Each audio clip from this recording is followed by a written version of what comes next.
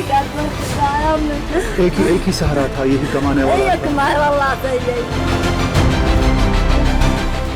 यहाँ पे ये पाकिस्तान के खिलाफ भारत के 5 बड़े फैसले।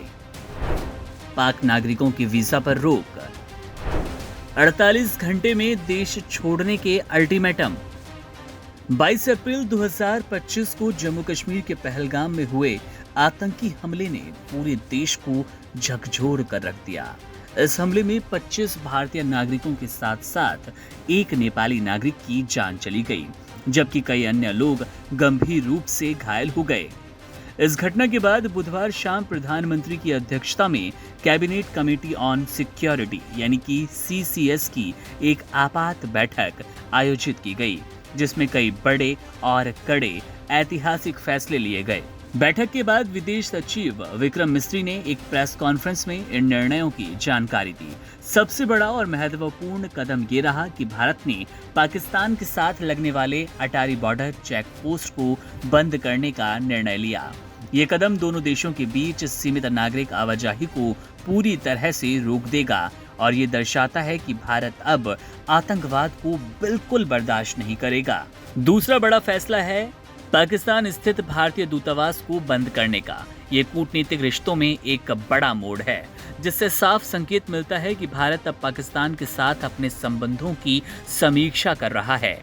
इसके साथ ही भारत ने इंडस वाटर ट्रीटी यानी कि सिंधु जल संधि को भी रोकने का फैसला किया। ये संधि 1960 से लागू थी और इससे पाकिस्तान को भारत से बहने वाली नदियों से पानी मिलता था। इस फैसले का असर पाकिस्तान पर व्यापक रूप से पड़ेगा।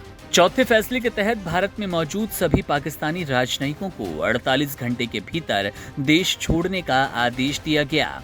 वहीं अब पाकिस्तान के नागरिकों को भारत का वीजा नहीं मिलेगा। सार्क वीजा छूट योजना के तहत पाकिस्तानी नागरिकों को दी जा रही अनुमति भी तत्काल प्रभाव से रद्द कर दी गई। जो वीजा पहले से जारी किए गए उन्हें भी रद्द किया गया और संबंधित लोगों को 48 घंटे में भारत छोड़ने को कहा गया। इसके अलावा नई दिल्ली में स्थित पाकिस्तानी उच्चायोग के रक्षा, नौसेना और वायुसेना सलाहकारों को पर्सोना नॉन ग्राटा घोषित किया गया, यानी उन्हें अब भारत में नहीं रहने दिया जाएगा और उन्हें 1 सप्ताह के भीतर देश छोड़ने का आदेश दिया गया।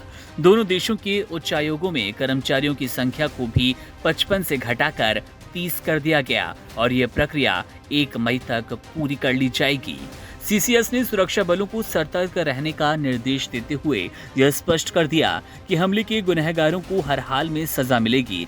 सरकार ने दोहराया कि भारत की सुरक्षा सर्वोपरि है और इस पर कोई समझौता नहीं होगा। इन फैसलों से ये साफ हो गया कि भारत अब आतंकवाद के खिलाफ कड़े और निर्णायक कदम उठाने के लिए पूरी तरह से तैयार है।